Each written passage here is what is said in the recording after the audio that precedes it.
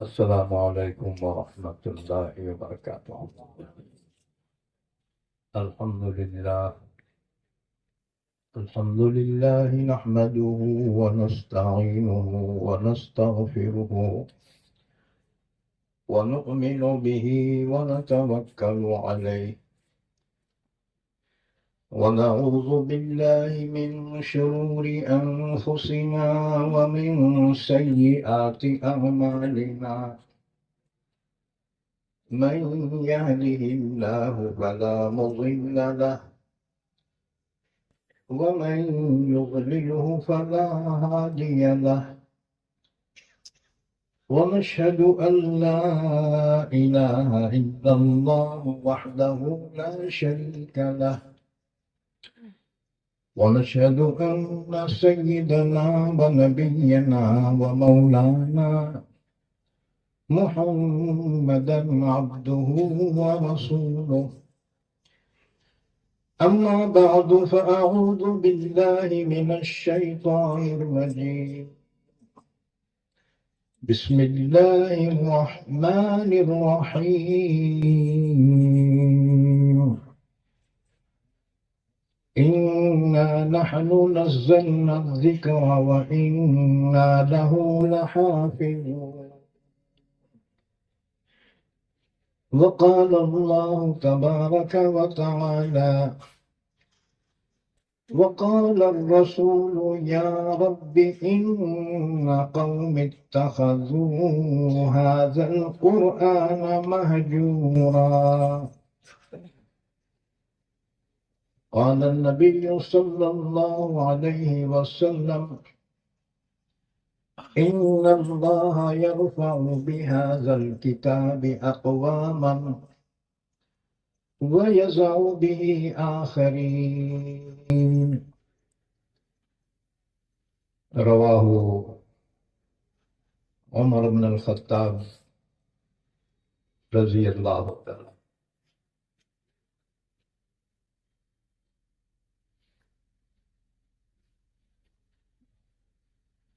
قابل احترام حضرات علماء کرام، حفاظ اعظام، ائمہ مساجد، معلمین، متعلمین اور بزرگان دین، امیر جماعت، دیگر تمام ہی بزرگوں، عزیزوں، بھائیوں،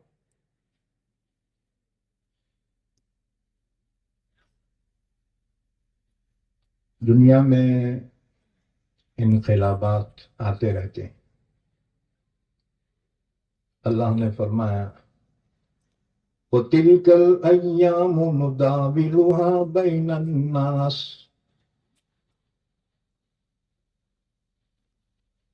لوگوں کے اندر حالات بدلتے رہتے ہیں، دنیا میں انقلابات آتے رہتے ہیں، کسی قوم کا عروج ہوتا ہے، کسی قوم کا زوال ہوتا ہے۔ عروج اور زوال قوموں کی نشانیاں ہیں۔ جب کسی قوم پہ عروج آتا ہے نا تو اس قوم کے دیوانے بھی ہوشیار ہو جاتے ہیں، اور کسی قوم پہ جب زوال آتا ہے تو ان کے ہوشیار بھی دیوانے ہو جاتے ہیں۔ جب کسی قوم پہ پستی کے دن آئے اکبر، جب کسی قوم پہ پستی کے دن آئے اکبر، اونچے طبقے میں ہوئے عقل کے دشمن پیدا۔ ایک زمانہ تھا ہمارے علاقے میں، آصفیہ دور تھا، اور ساتھ میں نظام میر عثمان علی خان کی حکومت تھی. یہ جو نظام کی حکومت دکن میں تھی، حیدرآباد، یہ اصل میں رہنے والے تھے ازبکستان کے. ازبکستان کا ایک بہادر سردار ہندوستان میں آیا تھا. مغلوں کا دور تھا. اس کی بہادری کی وجہ سے مغل بادشاہ نے اسے اپنے سرداروں میں شامل کیا. اسی کا بیٹا تھا میر قمر الدین. حضرت اورنگزیب عالمگیر رحمت اللہ علیہ کے دور میں اعلیٰ عہدے پر فائز ہوا، اپنی محنت سے ترقی کرتے ہوئے. اورنگزیب کا سنہری دور گزر چکا. سن 1707 عیسوی میں حضرت اورنگزیب رحمت اللہ علیہ کا انتقال ہو گیا. آپ کے انتقال کے بعد اس سرزمین پر مسلمانوں کا زوال شروع ہو گیا، اور لائق ماں باپ کی نالائق اولاد، جسے محمد شاہ رنگیلا کہتے ہیں، جب ہندوستان کا بادشاہ بنا عیاشی میں مبتلا ہوا. عیاشی بھی ایسی تاریخ میں ایسی عیاشی کسی نے نہیں کی ہوگی. اس کا حکم تھا دن بھر بازار بند رہیں اور رات بھر بازار کھلے رہیں. ہمیشہ شراب کے جام اس کے محفل میں چلتے تھے. میر قمر الدین جو سپہ سالار اعظم تھے، انہوں نے بہت سمجھایا. اسی سے فائدہ اٹھا کر ایران کا بادشاہ نادر شاہ نے ہندوستان کی طرف پیش قدمی شروع کر دی. اس کی فوج بہت قریب پہنچی. سپہ سالار نے کہا، سرکار، نادر شاہ آ گیا ہے. تو نشے کے اندر دھت بادشاہ نے کہا، ہنوز دلی دور است، ابھی تو دلی بہت دور ہے. یہاں تک کہ پھر نادر شاہ نے آخر اس ملک پر حملہ کیا. تب اس کو ہوش آئے. لیکن اب کیا ہوا، پچھتاوا جب چڑیا چگ گئی کھیت. اب کوئی حاصل نہیں تھا. یہاں تک کہ نادر شاہ نے اس کو بے دخل کیا اور اپنے ہاتھ میں حکومت لی. پھر بھی وہ نہیں چاہتا تھا کہ کوئی نقصان پہنچائے. لیکن ہوا یہ کہ چنڈو خانے میں، جہاں پر فقیر گانجا کھینچ کے باتیں بناتے تھے، نادر شاہ گزرا تو دیکھا وہ باتیں کر رہے اور کہہ رہے نادر شاہ تو مارا گیا. اس نے جب سنا اس کا دماغ خراب ہو گیا. تب اس نے حکم دیا قتل عام کا. اس کی فوج نے جو قتل عام شروع کر دیا، دہلی کی گلیوں میں خون ایسا بہتا تھا جیسے موسلا دھار بارش کی وجہ سے پانی بہتا ہے. 3 دن تک قتل عام چلتا رہا. کسی کی ہمت نہیں تھی کہ اسے روک سکے. آخر وہ جیالہ کھڑا ہوا، جسے میر قمر الدین کہا جاتا ہے. اس نے بادشاہ سے درخواست کی، آخر آپ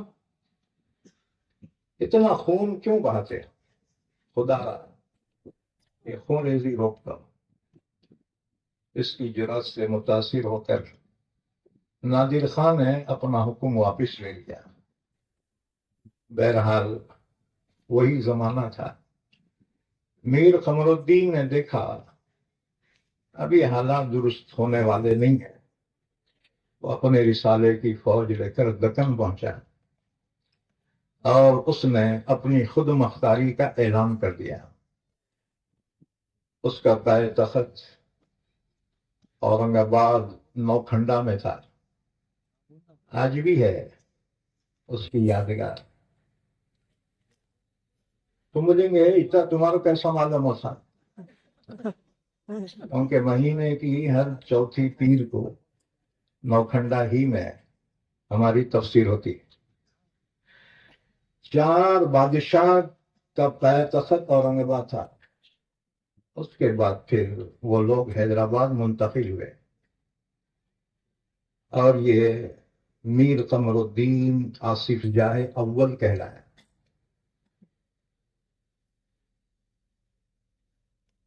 واقعہ یہ ہوا، ایک مرتبہ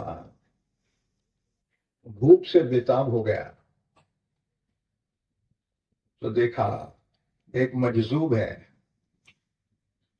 مجذوب سے کہا بابا میرے واسطے دعا فرمائی، بہت بھوکا ہوں، کھانے کچھ نہیں ہے۔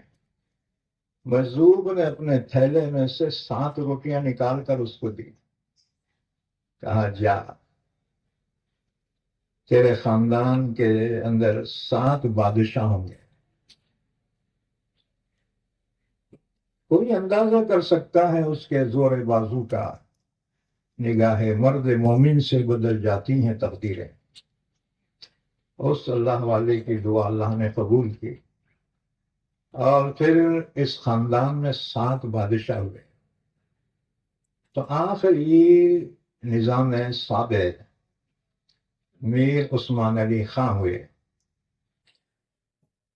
میر عثمان علی خان کا دور کہتے ہیں بڑا سنہرا دور تھا، لیکن آخر ہر عروج کو زوال ہے، ہر چڑھتا سورج زوال سے ہمکنار ہونا ہے اور ایک دن اسے غروب ہونا ہے۔ اسی لیے اللہ نے فرمایا بندو موجودہ حالات پر مت اتراؤ، اپنے انجام تو ضرور اپنی نظر میں رکھو، ہر عروج کے بعد زوال ہے۔ چنانچہ سن 47 میں ملک آزاد ہوا، ابھی حیدرآباد مسلم اسٹیٹ تھا۔ پھر سن 1948 میں پولیس ایکشن ہوا اور پھر حالات دیکھ کر میر عثمان علی خان نے اعلان کیا کہ ہم ہندوستان میں شامل ہو رہے ہیں، لیکن چونکہ دیر ہو چکی تھی، بس جی پرانی عداوتیں اور نفرتیں پھر ایک مرتبہ برسر عام آئی۔ سروجنی نائیڈو کی کتاب ہے، میں نے پڑھی ہے، مسلمانوں کے جو حالات آئے خصوصاً ہم دکن والوں پر، تقریباً 1 لاکھ سے زیادہ ایمان والے شہید کر دیے گئے۔ لوگوں نے یہ سمجھا اب اسلام ختم ہو گیا، اب مسلمان ختم ہو گئے۔ جو چھپ چھپاتے ہوئے جہاں پناہ لے سکتے تھے انہوں نے پناہ لی۔ عید کا دن لوگوں نے قبرستان میں گزارا اپنی خوبصورت بچیوں کی حفاظت کے لیے۔ جو مائیں حفاظت نہیں کر سکی اپنی بچیوں کو لے کر کنویں میں کود گئی، کئی کنویں لاشوں سے بھر گئے۔ اور ایک ندی ہے کرناٹک کے سرحد پہ، کہتے ہیں وہاں لے جا کر ایمان والوں کو شہید کر دیا جاتا تھا۔ کئی دن تک اس ندی کا پانی کے بجائے خون بہتا تھا۔ دیکھو آج کے ہم خوشحالی کو دیکھ کر یہ سمجھ نہ لیں کہ ہمارے اسلاف کی قربانیاں کیا قابل ذکر ہیں یا نہیں۔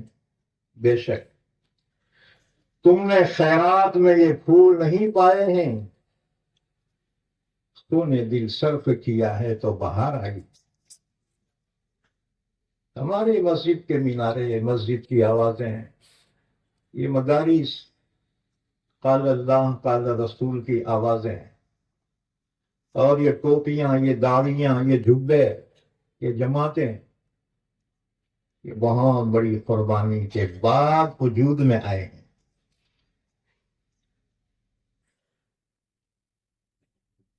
600 سال کی حکومت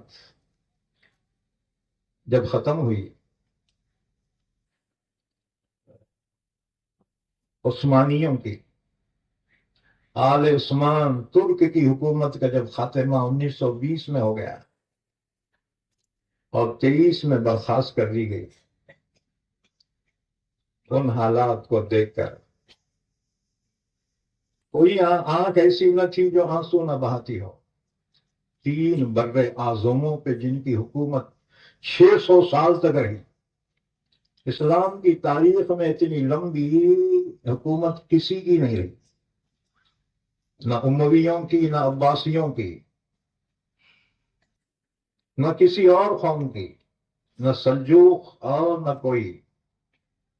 600 سال 3 بر اعظموں پہ جنہوں نے حکومت کی، وہ خادم الحرمین الشریفین تھے۔ جب اس کا زوال ہوا، علامہ اقبال اتنے متاثر ہوئے، لیکن جانتے تھے اللہ کا وعدہ ہے، اللہ اپنے حبیب کی امت کو کبھی زائل نہیں کرے گا۔ علامہ اقبال نے کہا اگر عثمانیوں پہ کوہ غم ٹوٹا تو کیا غم ہے، اگر عثمانیوں پر کوہ غم ٹوٹا تو کیا غم ہے، کہ خون 100,000 انجم سے ہوتی ہے سحر پیدا۔ جب قربانیاں ہوتی ہیں نا، اللہ تعالیٰ پھر ایمان والوں کو عظمتیں عطا فرماتا ہے۔ تو یہ تھوڑی سی تاریخ کا پیچھے سے لیا میں، کیونکہ پڑھنے والی نہیں رہے۔ ہماری قوم مولویاں، انہوں بھی اتنا پڑھتے ہیں کہ جمعہ کا مٹیریل جمع ہو جائے۔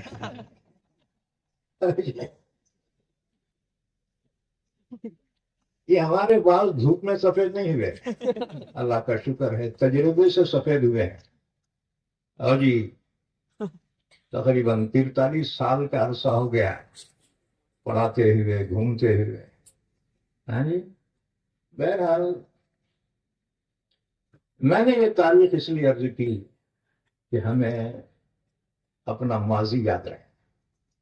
ایک اصول سمجھ لو، کوئی قوم اس وقت تک ترقی نہیں کر سکتی جب تک کہ اسے اپنا ماضی یاد نہ ہو۔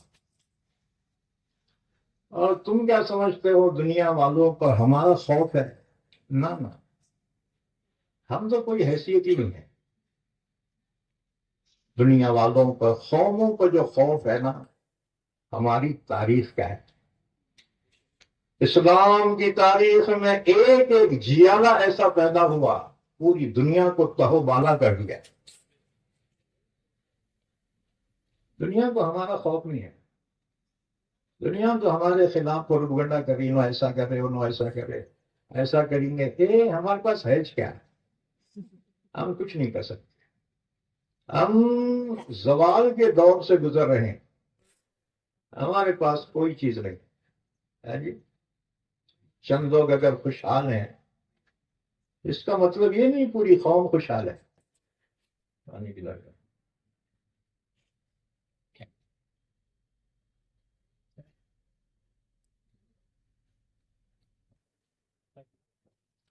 کل میں پربھنی میں تھا، وہاں کے مدرسے کو 50 سال پورے ہو گئے. انہوں 50 سالہ اجلاس رکھے تھے، تو میرے کو بلائے تھے مالیگاؤں سے مولانا عمرین محفوظ بھی آئے تھے. تو اصل میں آزادی کا مطلب کیا ہے؟ آزادی کا مطلب ہے اپنی غلامی کو یاد کرنا. دنیا کے تقریباً ملک اپنی آزادی کا جشن مناتے، لیکن بھول جاتے ہیں اپنے ماضی کو، اپنی تاریخ کو، کہ کسی زمانے میں وہ غلام تھے، غلامی سے آزاد ہوئے. تو آزادی کیا ہے؟ اپنی غلامی کی یاد ہے. انسان اپنے ماضی کو نہ بھولے.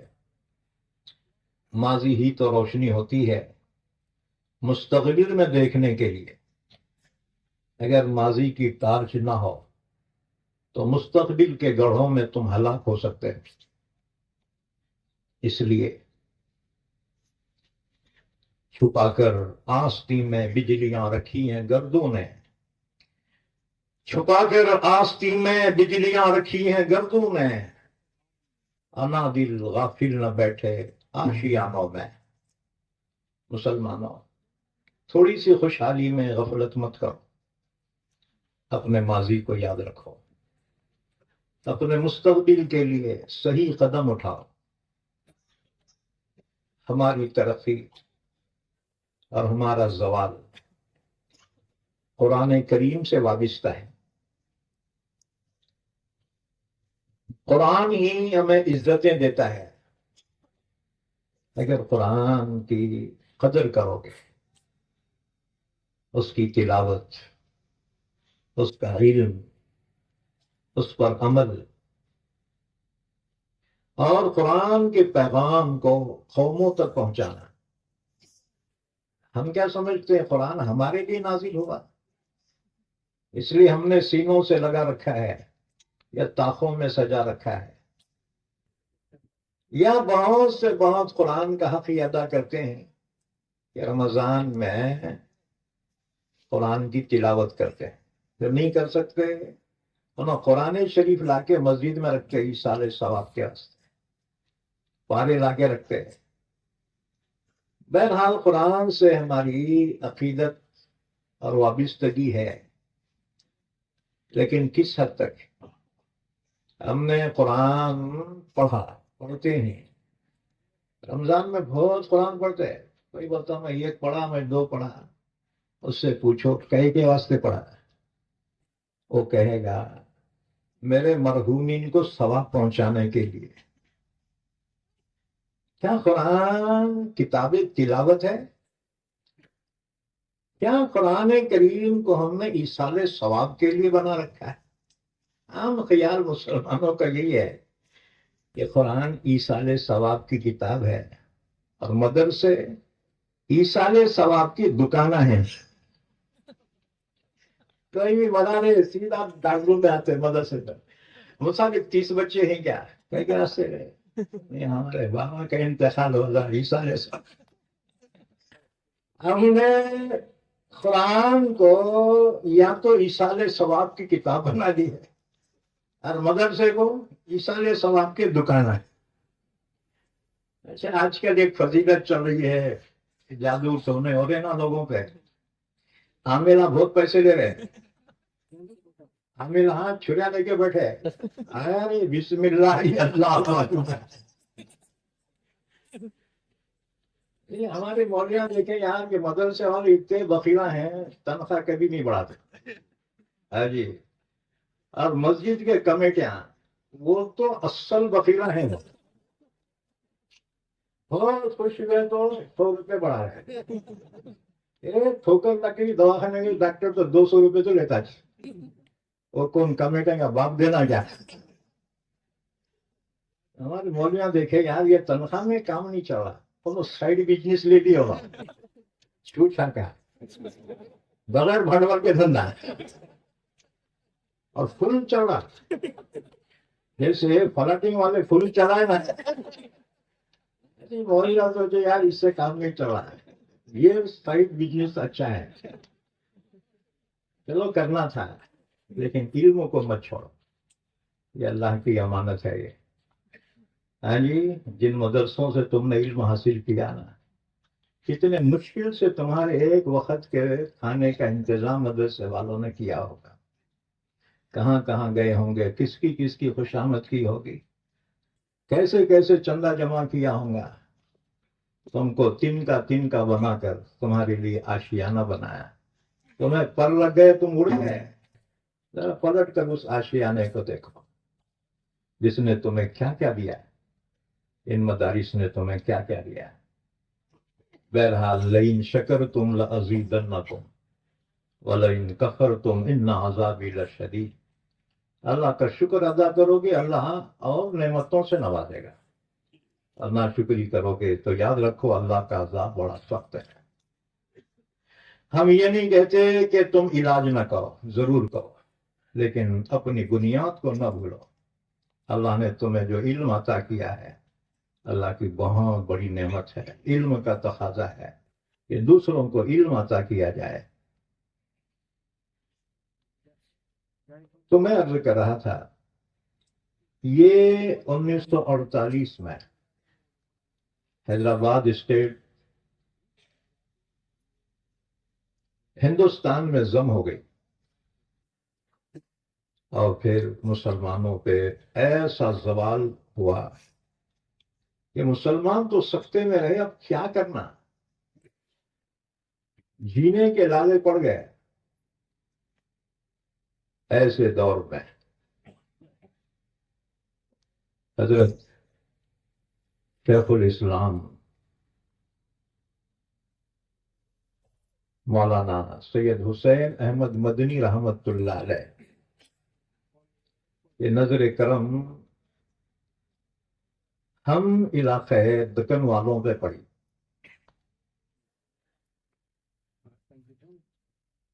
اور اس زمانے میں یہاں سے کچھ افراد حضرت سے منسلک ہو گئے، اور پھر حضرت نے علاقے کی ضرورت کے اعتبار سے اس علاقے کے لیے، اس علاقے کی اصلاح کے لیے، اس علاقے کے مسلمانوں کی ہمت افزائی کے لیے اپنے شاگرد کو منتخب کیا، حضرت مولانا شاہ عبد الغفور صاحب قریشی رحمت اللہ علیہ حضرت کے شاگرد خاص تھے، اس علاقے کی طرف بھیجا، اور حضرت پہلے سرکاری مدرس تھے عثمان آباد میں، حضرت نے اس سرکاری ملازمت سے ریزائن دے دیا، استعفا، اور پھر لاتور تشریف لائے، اور یہاں پر 1951 میں مدرسہ مصباح العلوم کی بنیاد رکھی۔ 1951 کتنے سال ہوئے ہیں؟ گھران کو جا کے گنو تم ہے جی، 1951 اس مدرسے کی بنیاد ہے۔ اب میں یہ سب اس لیے بیان کر رہا ہوں، پتہ نہیں کل کو ہم بھی رہیں گے یا چلے جائیں گے، تاریخ تینوں میں دفن ہو جائے گی، ہاں جی، اس لیے اپنے بچوں کو اپنی تاریخ بتانا ضروری ہے تاکہ اس مشن کو آگے لے کر چلے۔ ابھی ہمارے عزیزم مفتی اویس یہ مخدوم زیادہ ہی ہے،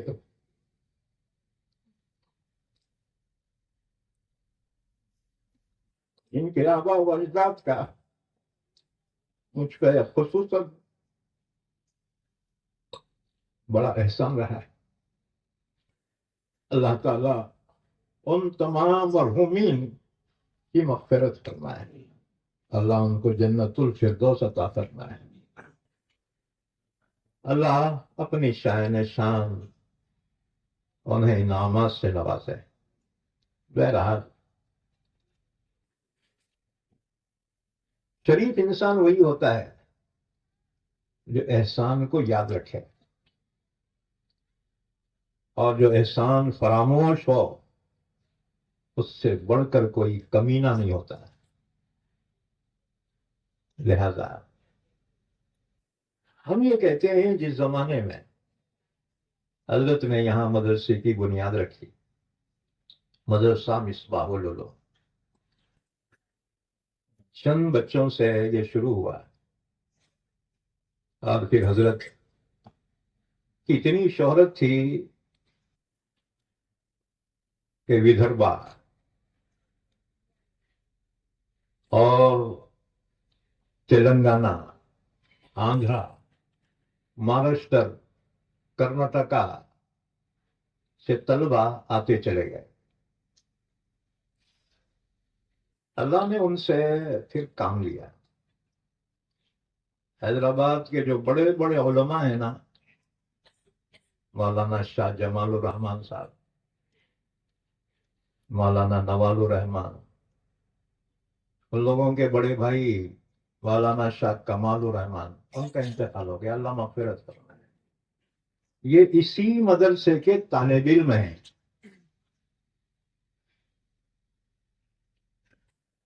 اسی طرح سے جتنے بڑے بڑے علماء ہیں نا،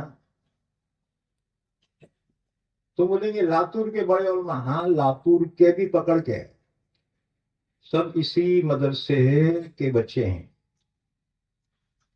ایک صاحب میرے کو بولے، ہمارے شاگرد ہیں،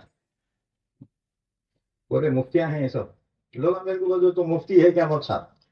لوگ سمجھتے مفتی بولے تو بہت بڑا عالم ہوں گا. میرے کو پوچھتے تم مفتی ہے کیا؟ میں کو تو مفتی نہیں، مفتی کا باپ ہوں میں.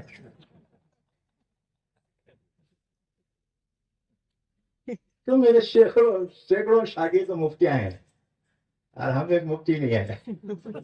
لگا پوچھتا تو محتم ہے کیا؟ بھائی محتم نہیں ہو، میرے شاگرد محتم میں. ہم تو آثار قدیمہ میں سے ایصال ثواب کو باقی رہ گئے. اب جی شہر کا چراغ ہے، کب بجھیں گے نہیں معلوم. تو میں آپ کے سامنے تھوڑی سی تاریخ رکھ رہا ہوں.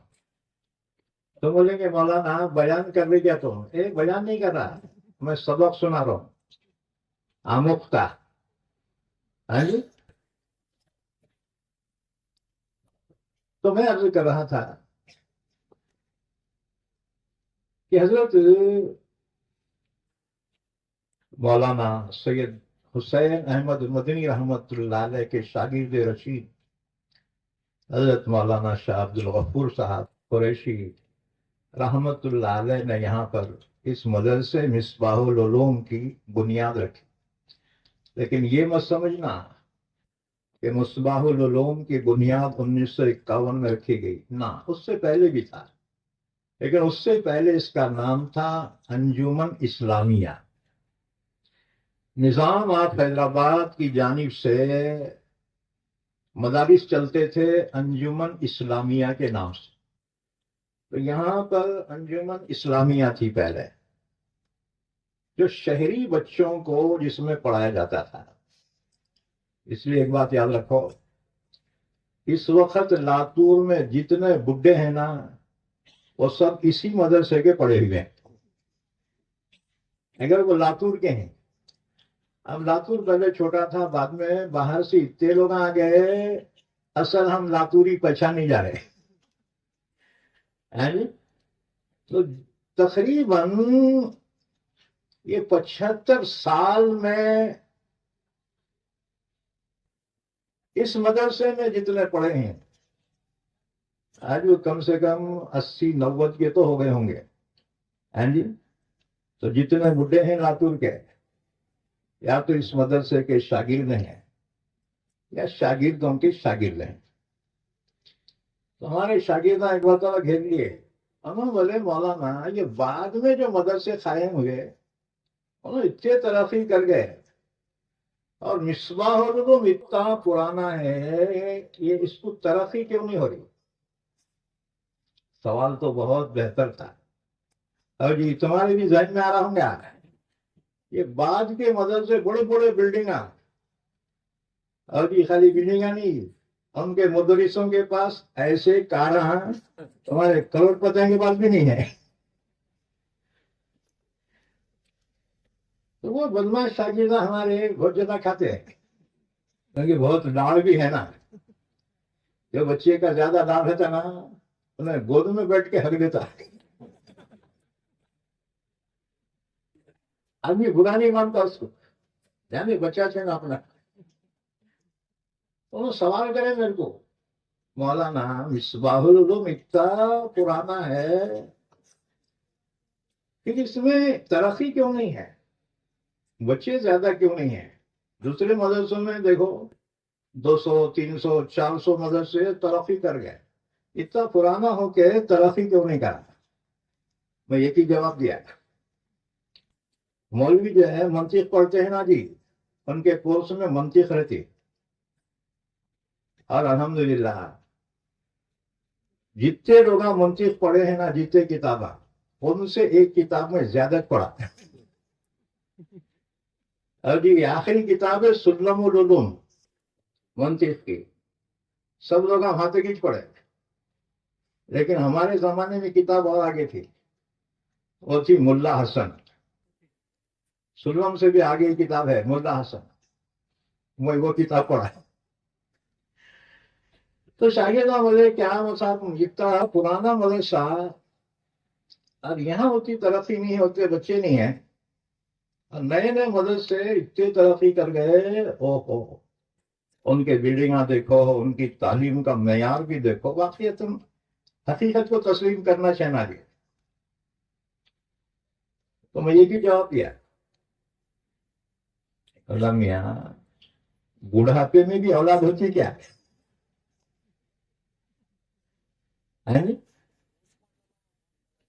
جوان سے اولاد ہوئی، میں بولا کیا بوڑھاپے میں اولاد ہوتی کیا؟ اب یہ سب ہیں ہماری اولاد میں، تو پوترے پاتری تو ہے نا، یہ اولاد کی ترقی بھی باپ کی ترقی شمار ہوتی۔ تو اس مدرسے کا فیض الحمدللہ پورے علاقے مہاراشٹر ہی نہیں بلکہ تلنگانہ، آندھرا، کرناٹک، اس مدرسے کا فیض جاری رہا، اور ہر ایک کا ایک دور ہوتا ہے، ہر ایک کا ایک دور عروج ہوتا ہے۔ اب ایک مرتبہ جوانی ختم ہوئی، پھر بولیں گے اللہ وہ جوانی پھر دے، ختم ہو گیا، نہ دور شباب باقی ہے، نہ عہد شباب باقی ہے، نہ دور شراب باقی ہے، لذتیں ختم ہو گئی امجد، لذتوں کا عذاب باقی ہے۔ اب تو یادگاری رہ گئی۔ بہرحال جو اپنے اسلاف کو یاد نہیں رکھتا وہ اپنے مستقبل کو سدھار نہیں سکتا۔ تو میں عرض کر رہا تھا کہ مدرسہ مصباح العلوم کی بنیاد حضرت قطب دکن مولانا شاہ عبد الغفور صاحب قریشی رحمۃ اللہ علیہ نے رکھی، لیکن اس کا مطلب یہ نہیں ہے کہ یہ مدرسے کا آغاز اسی وقت سے ہوا، نہ، اس سے پہلے بھی تھا۔ اس سے پہلے یہ انجمن اسلامیہ کہلاتا تھا۔ انجمن اسلامیہ گورنمنٹ آف حیدرآباد کی جانب سے چلتے تھے۔ اس زمانے میں پولیس ایکشن سے پہلے کی بات ہے، ایک مدرس کی یہاں ضرورت محسوس ہوئی تو حیدرآباد لکھا گیا کہ یہاں انجمن میں ایک مدرس کی ضرورت ہے۔ چنانچہ نظام آف حیدرآباد نے مدرس کے لیے مدرسہ مظاہر علوم سہارنپور میں درخواست پیش کی، کوئی اچھا عالم آپ ہمارے علاقے کے واسطے بھیج دو۔ اچھا وہ دور ہے بڑے بڑے علماء حیدرآباد تشریف لائے ہوئے تھے، علامہ شبیر احمد عثمانی رحمت اللہ علیہ شیخ الاسلام کو حیدرآباد گورنمنٹ نے بلایا تھا. حضرت قاری محمد طیب صاحب رحمت اللہ علیہ کے والد حافظ احمد صاحب کو بھی حیدرآباد گورنمنٹ نے یہاں بلا کر دینیات کا صدر محتمی مقرر کیا تھا. اور حضرت کے والد قاری طیب صاحب رحمت اللہ علیہ کے حیدرآباد سے وطن جا رہے تھے تو نظام آباد کے اسٹیشن پہ ان کا انتقال ہوا تھا. یہیں پہ انتقال ہوا تھا. تو علماء کے ہمارے علاقے سے خصوصی تعلقات زمانے سے رہے. تو بہرحال نظام گورنمنٹ نے مظاہر العلوم سہارنپور کو لکھا کہ قابل مدرس کی ہمیں ضرورت ہے، آپ بھجوائیے. اس وقت مدرسہ مظاہر العلوم سہارنپور کے صدر مدرس حضرت مولانا خلیل احمد صاحب امیٹھی رحمت اللہ علیہ تھے. حضرت شیخ الحدیث مولانا زکریا رحمت اللہ علیہ کے استاد بھی تھے اور ان کے شیخ و مرشد بھی تھے. وہ بعد میں ہجرت کر کے مدینہ تشریف لے گئے تھے اور جنت البقیع میں وہیں آرام فرمائے. انہیں کی پہلو میں حضرت شیخ مولانا زکریا صاحب رحمت اللہ علیہ بھی آرام فرمائے. ہم بزرگ تو نہیں ہیں لیکن بزرگوں کو ہم نے دیکھا ہے الحمدللہ. اور حضرت مولانا شیخ زکریا صاحب رحمت اللہ علیہ کے ایک شاگرد رشید خاص ہمارے استاد حضرت مولانا سید شجاع الدین صاحب امام و خطیب مسجد اعظم گنج گولائی حضرت شیخ کے خاص شاگردوں میں سے تھے. ہم شروع میں مدرسہ مظاہر العلوم گئے تو وہاں پہ تعارف ہم نے کیا کرایا، پوچھے کہاں والے ہیں، ہم بولے مولانا شجاع الدین صاحب حیدرآبادی کے شاگرد ہیں. اکابرین بہت خوش ہوئے. حضرت کے اکابرین موجود تھے، مولانا ظریف احمد صاحب وغیرہ. ہم بولے ہمارے شجاع الدین کی شاگرد ہو؟ جی حضرت. بس کیا تھا جی، نظر کرم ہم پہ. اصل میں یہاں معاملہ قابلیت کا نہیں ہے، اصل معاملہ نسبت کا ہے جی.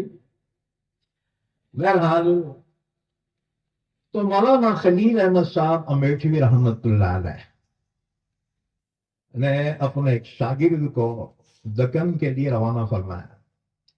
ہمارے حضرت فرماتے تھے مولانا سید طالب علی صاحب رحمت اللہ علیہ باضابطہ عالم تو نہیں تھے لیکن ان کا علم عالم سے کم نہیں تھا. اس زمانے کے منشی فاضل تھے. وہ منشی فاضل کی ڈگری جو تھی نا ایکول ٹو بی اے تھی اس زمانے میں. فارسی منشی فاضل حضرت منشی فاضل تھے. لیکن شروع میں ایک بیڑی کمپنی تھی حیدرآباد کی، انجن بیڑی بول کے. تو اس بیڑی کے کارخانے میں ہمارے حضرت مینیجر بول کے تھے. شاہ عبد الغفور صاحب قریشی رحمت اللہ علیہ کی نظر پڑی. قدر جوہر شاہ بھی دانت یا بے دانت جوہری، ہیرے کی قدر یا تو جوہری پہچانتا ہے یا بادشاہ. حضرت کی نظر پڑی، آئے ہاتھ پکڑ کے اٹھا کے لے گئے. طالب علی تمہارا مقام یہ نہیں ہے، اور لا کر ڈائریکٹ مصباح العلوم کا محتمی بنا دیا کہ تم یہاں بیٹھ. اور پھر بھی اتنا ہی نہیں کیا، اپنے ساتھ اپنے شیخ کے پاس لے چلے. حضرت مدنی کی خدمت میں پہنچے، تعارف کرایا. حضرت یہ بیعت کرانے کے واسطے لایا ہوں ان کو. ہمارے حضرت فرماتے تھے ہم پہلے سے ہی ایک شیخ کے سے بیعت تھے اور ہمارے شیخ کا انتقال ہو گیا تھا. پہلے سے میں ذکر اذکار کرتا تھا. حضرت مدی نے مجھے کچھ اذکار دیے بیعت کرا کے. میں نے اسی قیام میں وہ تمام ذکر مکمل کر دیا. حضرت نے کیفیت دیکھی اور اسی وقت خلافت سے نوازا. ہاں جی، گئے تھے بیعت ہونے کو، خلافت لے کے واپس آئے. حضرت مدنی رحمت اللہ علیہ کا فیض اس علاقے میں انہی حضرات سے عام ہوا. معاصر شیخ الاسلام حضرت کی سوانح ہے حضرت مدنی کی. اس کے اخیر میں ایک لسٹ دی گئی ہے حضرت کے خلفاء کی. تو ہمارا قدیم ضلع عثمان آباد تھا. 1982 میں لاپور ضلع بنا. تو غیر منقسم ضلع عثمان آباد میں حضرت مدنی نے 4 خلیفہ مقرر کیے تھے. 4 خلیفہ تھے حضرت مدنی کے. اس سے پہلے عثمان آباد میں ایک جلسے میں گیا، میں بیان کرا، مولا بھائی وہ 3 کے نامات تو یاد ہیں. ایک حضرت مولانا عبدالغفور صاحب، دوسرے مولانا سید طالب علی صاحب، اور تیسرے اور کوئی ہیں، مجھے اور ایک کا نام یاد نہیں رہا. بیان کے بعد ایک بڑے میاں کھڑے ہوئے، انہوں بولے میرے والد بھی حضرت مدنی کے خلیفہ تھے، اب میں مولانا عثمان صاحب کا بیٹا ہوں جو دارالعلوم کے فاضل تھے پرانے. تو 4 خلفاء اس علاقے میں بھیجے اور اللہ نے ان کے ذریعے سے اس علاقے میں پھر دین کی ہوائیں چلا دی. تو میں عرض کر رہا تھا کہ انجمن اسلامیہ کے لیے نظام گورنمنٹ نے جو ایک مدرس کو بھیجا تھا وہ حضرت شیخ مولانا زکریا رحمت اللہ علیہ کے ساتھیوں میں سے تھے. کتاب میں پڑھتے نا ہم فضائل اعمال، حضرت شیخ کے ساتھیوں میں سے تھے وہ. ان کا نام تھا مولانا سید عزیز علی حسینی. اصل میں بنگال کے رہنے والے تھے، 8 زبانوں کے ماہر تھے. پھر نظام حکومت نے 4 پلاٹ دیے تھے، 2 مدرسے کے لیے، 2 مسجد کے لیے. مسجد تعمیر ہوئی جو مسجد اعظم گنج گولائی کہلاتی ہے. نظام گورنمنٹ نے یہ 2 فلاٹ دیے تھے. اس زمانے کے فلاٹ نہ چھوٹے رہتے تھے کیا ہے، ایک فلاٹ 100 فلاٹ کا رہتا تھا. 2 مسجد کو دیے، 2 مدرسے کو، اور مدرسے کو مسجد کا متولی قرار لیا. لیکن سوء اتفاق پولیس ایکشن میں پورا ریکارڈ جل گیا، پورا ریکارڈ جل گیا. اب لوگ سمجھتے ہیں مسجد الگ ہے مدرسہ الگ ہے، نہ. پھر حضرت مولانا سید عزیز علی حسینی کو اس مسجد کا امام و خطیب مقرر کیا گیا. اس کے بعد جب پولیس ایکشن ہوا، حضرت پہ قاتلانہ حملہ ہوا، حضرت یہاں سے حیدرآباد چلے گئے. انہی کے شاگرد تھے مولانا سید طالب علی صاحب. بعد میں پھر اپنے استاذ کو لے کر آئے تھے ہمارے پڑھنے کے زمانے میں. حضرت بہت عالم کامل تھے. بہرحال اب تو وہ بزرگاں پورے چلے گئے، اللہ ان کی مغفرت فرمائے، اللہ ان کو درجات عطا فرمائے. اور یہ سب کچھ ہے نا دینی بہاریں، وہ انہی کی وجہ سے. ہمارے بچپن میں تبلیغ جماعت بولے تو ہمارے کو نہیں معلوم تھی. حضرت یہاں بزرگوں کا ٹھکانہ تھا، کئی بزرگ آتے تھے. اس کے بعد پھر جماعت کا سلسلہ چالو ہوا، اور الحمدللہ آج تو بڑی بہار ہے. ہاں جی، اللہ کا شکر ہے. تو بنیادی باتیں جاننا ہمارے لیے بہت ضروری تھا، اس لیے میں نے یہ چند باتیں عرض کی. بہرحال حضرت بھی چلے گئے. ان کے صاحبزادے ہمارے ساتھی مولانا حافظ محی الدین علی احمد محتمین بنے. وہ بھی اللہ کو پیارے ہو گئے. ہمارے ساتھیاں ایک ایک کر کے اللہ کو پیارے ہو گئے. اللہ سب کی مغفرت فرمائے. ہاں جی. اب ان کے صاحبزادے یعنی حضرت کے پوترے مفتی اویس قاسمی یہ اس مدرسے کے ذمہ دار ہیں. بہرحال نوجوان ہیں، فعال ہیں. اللہ ان کی محنتوں کو قبول فرمائے. انہوں نے بڑی محنتیں کی ہیں، کوشش کرے ہیں. ایک بات یاد رکھو، بڑوں کی اولاد، بڑوں کی علمی جانشینی بہت کم ہوتے ہیں جو قبول کریں. اکثر بڑوں کی اولاد جو ہے نا 90% ناکارہ رہتے ہیں، باپ کے نام پہ بیٹھ کے کھاتے ہیں. تیسری نسل قابل ہوتی ہے. کبھی بھی یاد رکھو، قابل لوگوں کی اولاد یہ 10% ہے جو قابل ہوتی ہے باپ کی سچی جانشین، کیونکہ انہوں باپ کے نام پہ بیٹھ کے کھاتے. اسی لیے دیکھو جتنے اولیاء کرام کے درگاہ ہے نا،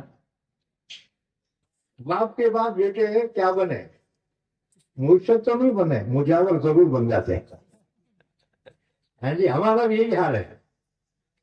عالم کا بیٹا قابل عالم بننا بہت مشکل ہے. ہاں، تیسری نسل جو آتی ہے نا وہ قابل ہو جاتی. کیا کہتے ہیں وہ گنا جو ہے نکالے نا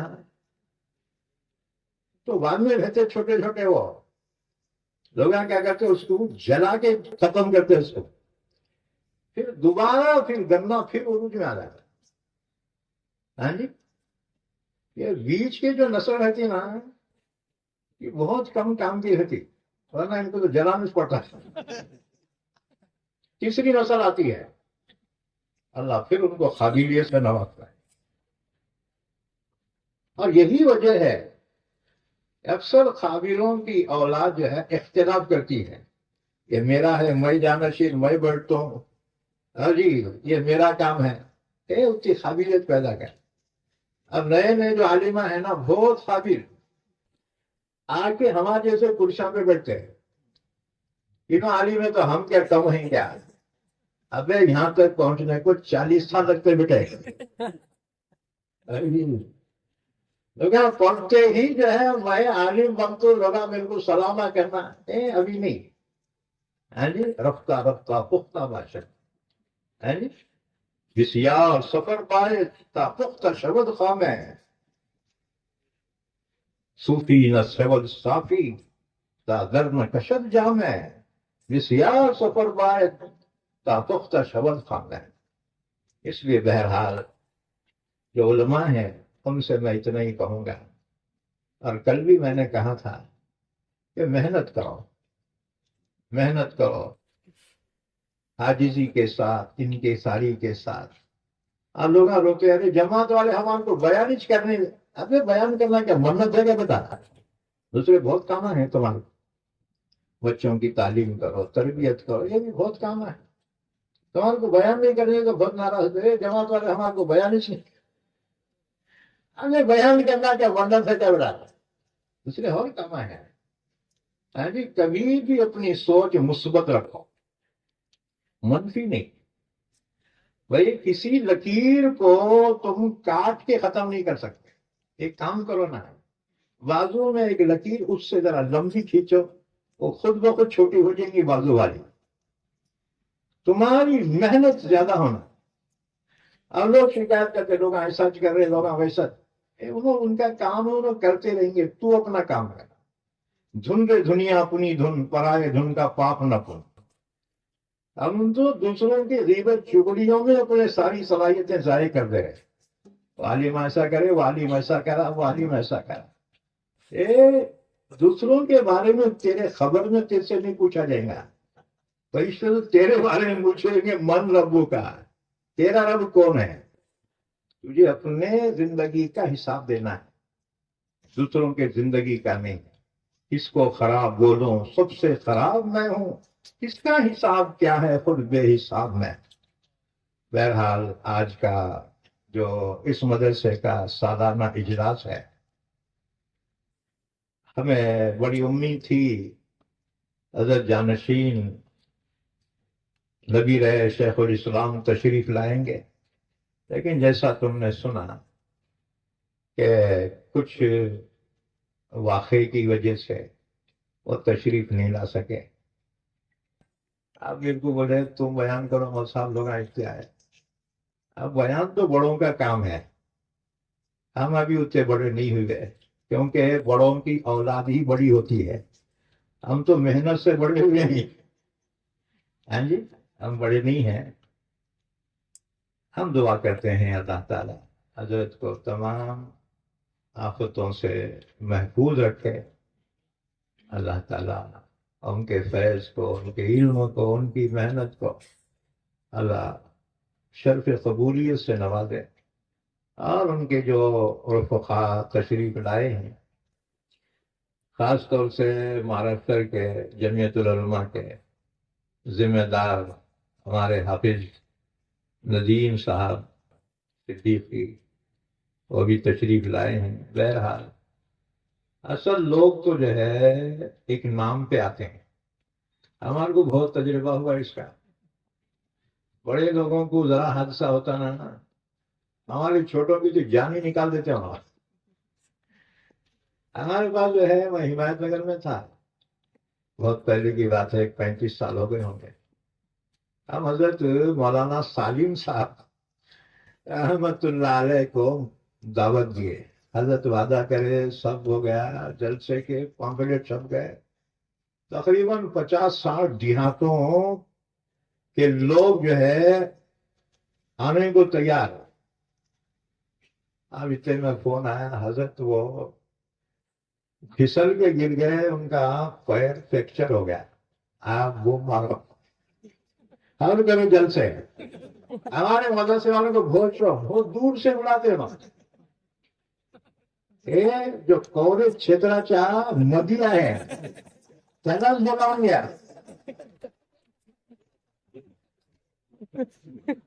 ارے کرو تو میں مدرسوں یا محکمین کے سامنے اتنے دور سے بلا کے تم جلسہ رکھتے، وہ فون والی بولتے دیکھو کورے چھترا چاہ باہر آیا، اب وہ مار۔ تو اسی لیے جلسے والے دو مخری رکھنا ہے، ایک قریب والا اور ایک دور والا۔ دور والا نہیں بھی آئے تو قریب والے سے کام چل جاتا ہے۔ خدا کا شکر ہے، میرا پروگرام ہو گیا تھا وہاں پہ، کینسل کرا رات میں۔ حرزہ پور میں آج تفسیر تھی، میں بولا بھائی ہمارے مدرسے کا جلسہ ہے، وہی نہیں آتا۔ انہوں نے بولے مولانا آپ کیسا رمضان آ رہا نا؟ کچھ بھی ہوں گے بھائی، میں نہیں آتا، رمضان کے بعد آتا۔ اچھا ہوا میں بولا یہاں کے بیان سنوں گا، بولے تو ہمارے کو کیا پھگڑی میں کھانے دیتے کیا جی؟ کہاں بھی جاؤں گا میں سکون سے، ذرا چھپ کے بیٹھوں گا تو برابر کچھ دیکھتا، ارے مولانا آ گئے، کچھ چلاؤ بیان کرو۔